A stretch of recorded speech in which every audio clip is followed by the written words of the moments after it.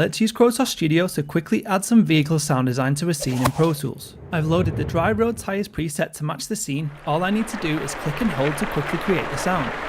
I want to hear more engine and exhaust, so I reposition the XY pad. I can then use the drive dial to perfectly match to the car's acceleration. I then increase the speed on the vehicle interior scene. Now let's hear the end result.